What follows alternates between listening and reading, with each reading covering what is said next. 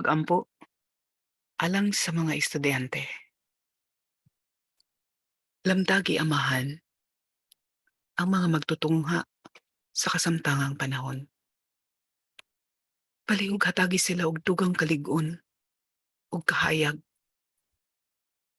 ug lawom nga pagsabot sa pagsagubang sa mga hagit sa ilang pagtuon ug sa kinatibuk-an ilang kinabuhi.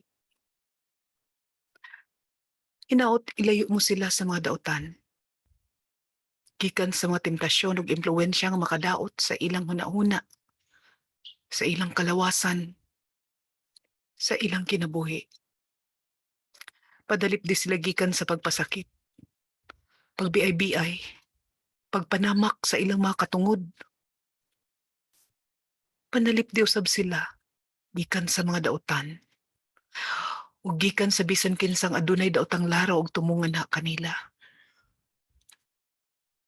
Lig-una sila Ginoo ug hinaot mahatagan sila og kabaskog sa lawas ug taas pang pasensya aron sa paghuman, sa pagbuhat, sa angayang buhaton ug sa lain pang mga ginbuhaton ug kalihukan. Hinaot nga buduyog sila sa pag-amping ug sa pagpauswag sa ilang pamilya ug sa tibuok katilingban nga mamahimo sad silang ligdong nga instrumento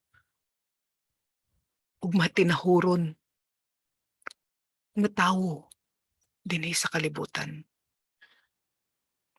Hinaot nga kanunay silang mainampingon sa kinaiyahan ug sa tanang grasya nga ilang madawat.